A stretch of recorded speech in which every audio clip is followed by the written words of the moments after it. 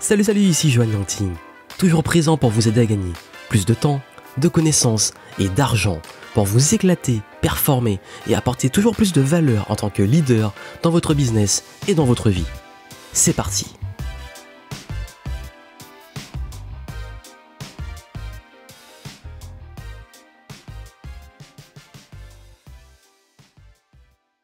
Bienvenue dans le Monday Booster nouvelle saison. Ça fait très longtemps, voilà concept, le Monday Booster que je fais depuis 2014 et aujourd'hui je vais répondre à vos questions. Dans le nouveau concept, tous les lundis, je vais répondre à vos questions. Si vous avez une question à poser, le lien est en description et je vais aujourd'hui traiter les questions que j'ai reçues dernièrement. Je repose le contexte. Depuis 2014, j'avais lancé un podcast appelé le Monday Booster. Le but c'est tous les lundis de vous donner un podcast avec des conseils pour vous aider à progresser, à avancer. Mais voilà, en fait, le souci c'est qu'à chaque fois je cherchais un concept. À un moment j'avais fait des lives, à un moment j'avais fait des podcasts conseils, j'avais fait des interviews, j'avais toujours du mal à trouver quelque chose qui soit vraiment puissant. Et là j'ai un tout nouveau, enfin je me suis dit que j'allais revenir à l'essentiel, donc tout nouveau concept, une toute nouvelle idée, simplement de répondre aux questions et donc de répondre à vos questions pour vous aider. Et donc je sais que toute la semaine je reçois des questions sur tous les réseaux sociaux, sur Instagram, sur Snapchat, sur les commentaires YouTube, sur Facebook, par email, en message privé, partout. Et je peux pas toujours faire du contenu, répondre à tout le monde. Voilà, je suis désolé parce que je suis beaucoup sollicité. Et je me suis dit que le mieux c'était de sélectionner des questions chaque semaine, notamment 3 précisément, 3 questions chaque semaine. Et du coup le lundi j'y réponds en reliant les questions qui sont sur la même thématique. Et si vous avez des questions à poser, vous avez le lien en description, vous allez sur joyang.me/question.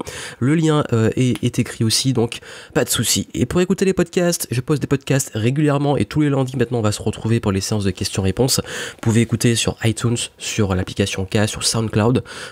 Pareil en description, vous avez les flux si vous voulez suivre le podcast sur la plateforme qui vous arrange. Elles seront aussi publiées sur YouTube et ma page Facebook.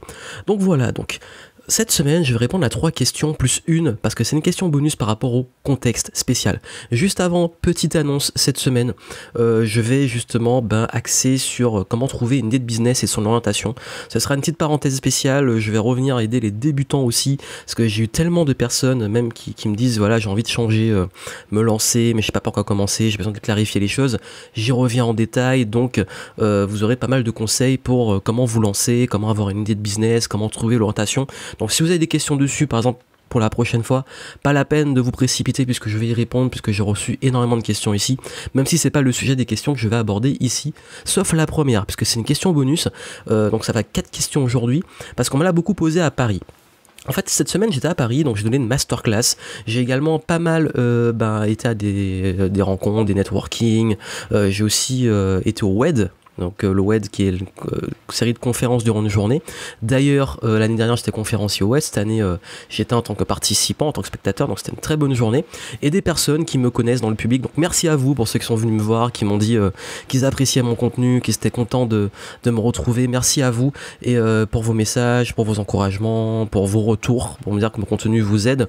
Et la question que beaucoup m'ont posée, c'est voilà, pour beaucoup de ces personnes, ils avaient envie de se lancer ou ils sont en train de se lancer et ils me demandaient souvent, et d'ailleurs c'est peut-être la question qu'on me pose le plus souvent quand je rencontre des personnes et qui sont aussi dans la même dynamique, c'est comment t'as fait pour te faire connaître et si t'avais un conseil ou 2 ou 3 à me donner, ce serait quoi?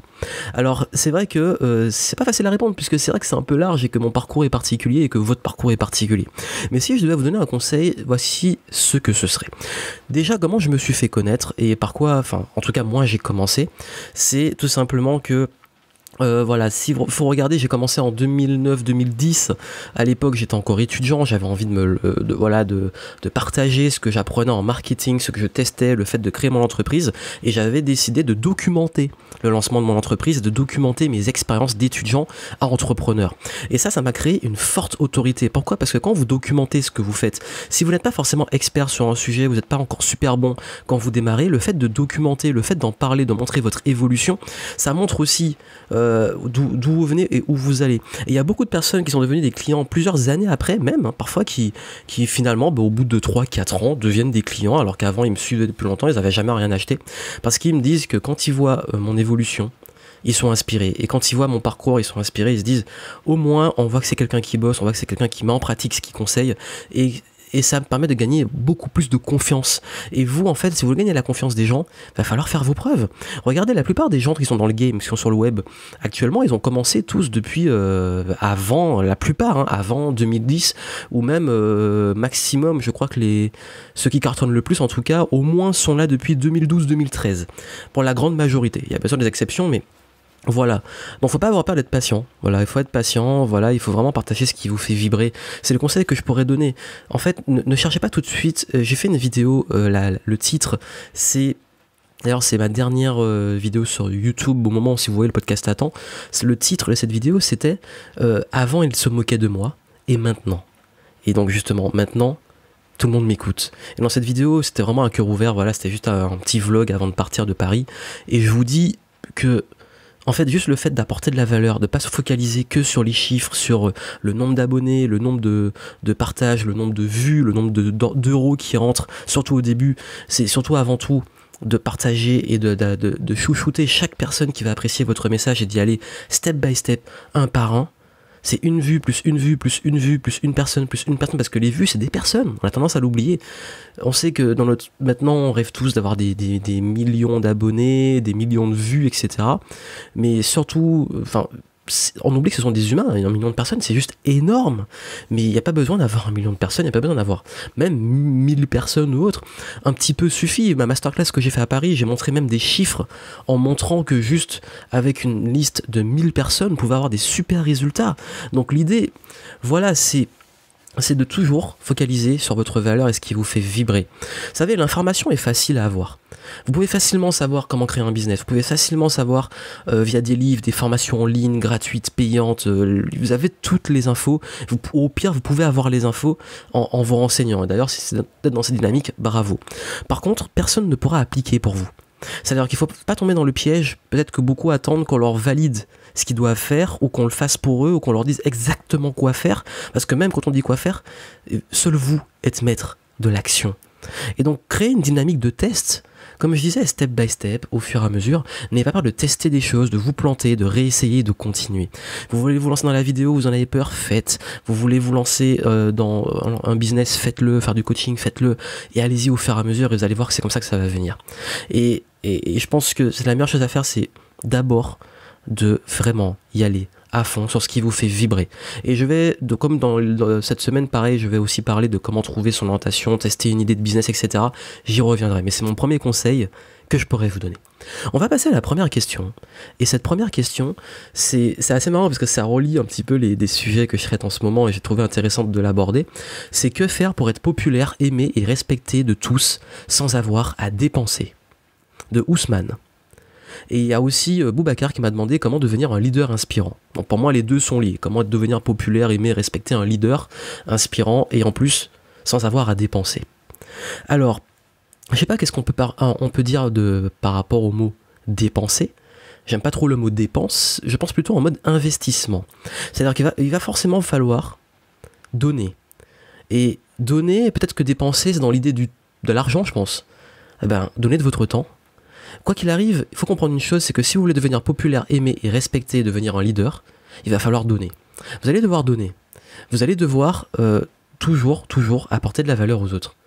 Et il va falloir donner pas que de l'argent, mais du temps, de l'attention, de la valeur. Et pour créer de la valeur, il faut en avoir.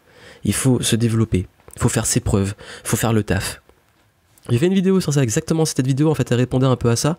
C'est sur ma chaîne, comment être écouté et respecté, c'est encore une fois dans mes dernières vidéos, et j'explique, c'est d'apporter de la valeur aux autres. Et donc de donner. Il y a plein de façons de donner. Vous pouvez donner en informant, en connectant les gens entre eux, en donner aussi tout simplement en les remerciant, en faisant preuve de gratitude. Mais en fait, si vous voulez que les gens vous respectent, vous aiment, et que vous soyez un leader, qu'est-ce qui fait un leader? C'est qu'il a des résultats. C'est que c'est quelqu'un qui généralement qui respire qui inspire même et qui respire aussi la confiance, le charisme. Et comment on crée de la confiance et du charisme? Par l'action, parce qu'on s'entoure, on crée un réseau, on agit, on a des résultats et c'est comme ça qu'on devient un leader. Et donc du coup on est obligé de s'investir. On est obligé d'investir pour développer de la valeur et pour créer de la valeur. On ne peut pas arriver comme ça, boum, et puis dire je me mouille pas, je fais rien, et puis tout de suite, comme ça, d'un claquement de doigts, tout le monde va m'aimer, me respecter. Et voilà. Et même la notion de respect. Comment gagner le respect? En faisant vos preuves. Comment être aimé? En aimant. Comment être populaire? Pourquoi les gens sont populaires? Généralement, quelqu'un qui est populaire, c'est quelqu'un qui inspire les autres, qui a quelque chose qu'il apporte aux autres, que les gens estiment. La popularité, c'est qu'ils estiment que cette personne-là leur apporte quelque chose, quel que ce soit. Et donc, du coup, la chose numéro 1 qui intéresse les gens, au final, c'est quoi? Qu'est-ce qui nous intéresse le plus au monde? C'est nous-mêmes. Et donc, la question, comme ce qui nous intéresse, c'est nous-mêmes, si vous voulez devenir un leader inspirant, respecté et être populaire, donnez aux gens ce qu'ils veulent. Donc intéressez-vous à eux. Quelqu'un de populaire, en fait, il est souvent parce que, comme je l'ai dit, il inspire, il enseigne des choses, il fait passer un bon moment, il envoie du positif, etc. Donc, je pense que ne pensez pas à dépenser ou ne cherchez pas à faire de la rétention ou de toujours vouloir juste prendre. Vous voulez devenir un leader. Commencez à donner de la valeur et commencez à faire le taf. Commencez à donner l'exemple. Un leader donne l'exemple. Un leader, il est là pour encourager les autres, pour être positif, pour envoyer du positif, pour que les autres se disent « Waouh, lui, il a des résultats, lui, il se bouge, lui, il est motivé. » Et c'est comme ça que vous allez inspirer les autres. Et c'est le meilleur conseil que je pourrais vous donner. Question suivante qui me vient de Sangoku en Ultra Instinct. Bon, ça m'a bien fait rire ce pseudo. Alors, comment attirer à soi des clients intéressés sans pour autant faire de la création de contenu gratuit? En gros, on vend le produit directement. Alors, Goku, je sais pas qui c'est très compliqué. C'est très compliqué. Je pense que je ferai peut-être une vidéo à part, plus longue, de vendre sans contenu gratuit. Et j'ai fait exprès de mettre cette question-là après la première, c'est-à-dire que peut-être, apparemment, en fait, beaucoup d'entre vous veulent avoir le poisson tout de suite, sans péché, ou veulent qu'on leur donne le poisson, ou veulent le résultat, sans rien apporter, sans dépenser, comme ça a été dit. Et en fait, j'ai une question à vous poser, parce que cette question-là, c'est pas la première fois que je la reçois. Comment vous réagirez si un inconnu débarque et vous dise de l'aider et de lui donner de l'argent comme ça, tout de suite? Quelqu'un arrive, il débarque et puis il dit donne-moi de l'argent pour mon produit ou donne-moi de l'argent tout court, ou qu'il arrive et puis il dit aide-moi à, je sais pas, conduis-moi à tel endroit, voilà. Alors qu'on se connaît pas, on n'a pas de relation, on ne sait pas d'où il sort. Ça va vous faire bizarre. Vous allez trouver ça extrêmement bizarre. C'est comme si vous rentrez dans un magasin de vêtements, et puis le vendeur il arrive et puis il vous met des vêtements dans les mains et il vous dit vous êtes obligé d'acheter. Vous allez trouver ça bizarre, vous allez fuir le magasin. C'est exactement la même chose. La vente, c'est un process. La vente, c'est une phase où il y a de la découverte. Vous rentrez dans le magasin, il y a une expérience. Vous rencontrez quelqu'un, vous apprenez à le connaître. Et ça, c'est la phase de découverte. Donc, le vendeur, son rôle, c'est découvrir les besoins du client. Ensuite, il y a une phase d'éducation, d'argumentation pour aller vers le gros produit ou expliquer pourquoi le produit est adapté aux besoins du client. Et après seulement, on va aller à l'appel à l'action, à la vente, tout le process. J'ai simplifié. Mais c'est un petit peu ça. Et quoi qu'il arrive, il y a une phase. La phase la plus importante en vente, c'est la découverte. C'est l'écoute. Comme j'ai dit, ce qui intéresse le plus les gens, c'est eux. Donc vous devez savoir qu'est-ce qui va les aider le plus. Et donc vous devez absolument leur apporter de la valeur, encore une fois. Même si cette valeur, c'est juste les informer. Donc il va toujours avoir une phase de création. Après, oui, on n'est pas obligé de créer plein de vidéos, plein de contenus, tous les jours, etc. C'est important de le faire pour le long terme. Mais pour démarrer, quoi qu'il arrive, dans tout acte de vente, surtout sur le web, vous allez quand même devoir faire un petit peu de contenu gratuit. Vous allez devoir faire un contenu, une page de vente, c'est un contenu gratuit. Un webinar, c'est un contenu gratuit. Une vidéo de vente, c'est un produit, c'est un contenu gratuit. Et tout ça, en fait, ça vous permet de créer votre relation pour que les gens, ils arrivent pas juste, vous allez pas, en fait, je sais pas comment vous comptez faire, mais balancer des inconnus sur une page de vente, mais brut, genre juste le prix du produit, ce que c'est, et acheter. Vous pensez vraiment que ça va se vendre ? Peut-être sur des produits de première nécessité, je sais pas, du papier toilette, du PQ, donc des mouchoirs ou des trucs d'entretien, je sais pas, et encore. Non, en fait, les gens ont besoin de savoir qu'est-ce qu'ils achètent. Un minimum, mais ils ont besoin d'avoir un petit peu d'informations, ils ont besoin de contenu, ils ont besoin de vous connaître, vous, votre entreprise, etc. Et cette phase de relation, c'est juste au niveau humain aussi, ça, c'est juste logique. Vous n'allez pas arriver dans la rue avec un inconnu et tout de suite passer vous n'allez pas vous marier, arriver dans la rue et vous marier avec un inconnu. Il y en a peut-être qui le font, mais vous allez quand même créer une relation, apprendre à connaître la personne. Donc c'est un petit peu l'idée. Donc voilà, mais je vais y revenir par la suite. Et la dernière question, c'est Katia, qui m'a demandé comment passer de l'idée à la concrétisation du projet. Alors elle a expliqué un petit peu le projet, elle a dit le domaine du bien-être, idée, partager mon expertise, restructuration de façon de penser, évaluation de l'incidence du quotidien, etc. Le but, proposer à l'autre de poser un regard différent sur la maladie, sa personne, etc. Je ne suis ni thérapeute, ni coach, ni psy, juste une femme ayant des rêves plein la tête, avec une foi un parcours semé d'embûches à cause de la maladie, mais qui croit que la vie a pleines dents. Et je veux partager mes ressources en vue de proposer à d'autres d'aller à la rencontre de leur ou de tester les miennes. Merci. Alors merci pour ta question Katia. Alors comment passer de l'idée à la concrétisation du projet, notamment quand on veut lancer son business? Ça tombe bien puisque cette semaine, ça va être lié aux idées. Alors je vais simplement répondre à cette question en disant, encore une fois, d'un point de vue, on va dire d'un point de vue efficacité et de l'idée à la concrétisation, il faut toujours différencier le résultat du process. Ça je vais le répéter plein de fois, je fais plein de vidéos sur les objectifs, etc. Mais le résultat c'est quoi?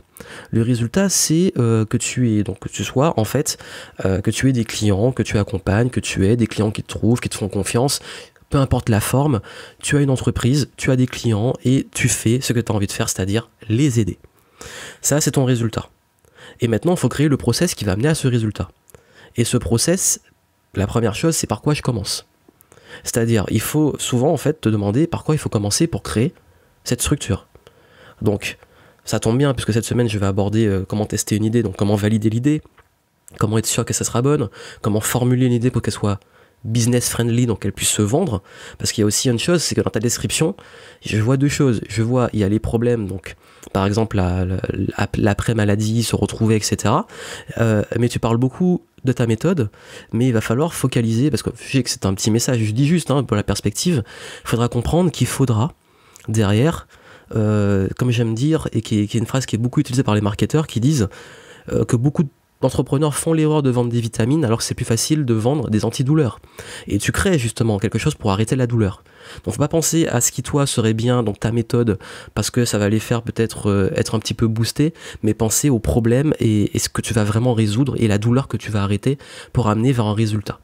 Et encore une fois, le résultat, c'est là où tu veux les amener. Et toi, tu as créé une méthode qui est un process pour amener à ce résultat. Et dans tes projets, c'est exactement la même chose.